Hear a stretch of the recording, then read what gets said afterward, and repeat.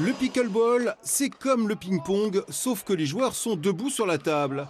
La blague de Coluche pourrait presque servir de définition à ce nouveau sport qui nous arrive des États-Unis, avec ses raquettes pleines et son terrain aux dimensions réduites.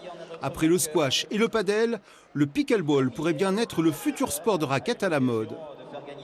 Très ludique, comme le paddle, parce que moi je pratique le paddle. Dès la première fois on s'amuse, c'est cool. Une belle découverte, j'avais jamais joué avant aujourd'hui. Assez physique mais rien, je pense, si on joue sérieusement. Il faut avoir un bon cardio et une belle main, je pense, pour jouer, très sympa. Ouais. Le tennis, c'était en décroissance entre 2010 et 2021.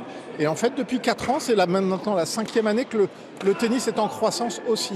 On pense que le fait d'avoir plusieurs pratiques dans nos clubs nous ramène de nouveaux publics qui vont essayer les différents sports et l'ensemble des sports vont en profiter.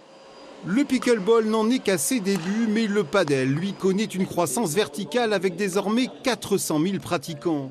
Pour prendre en compte ces nouvelles disciplines, les traditionnels clubs de tennis vont se transformer en clubs multisports de raquettes. Une mutation accompagnée par la Fédération française de tennis. Et là, on a la chance d'avoir à la fois une fédération qui va bien, qui est en bonne santé, avec 1 300 000 licenciés, et puis de nouvelles pratiques, avec le paddle, avec le pickleball, avec le paratennis, qui est destiné au tennis fauteuil, aux sourds et malentendants et au cécitennis. Et puis, on essaye de répondre au plus grand nombre pour la santé d'abord, et puis pour le loisir. Comme ses cousins, le tennis et le paddle, le pickleball n'est pas sans risque. Gare aux balles perdues.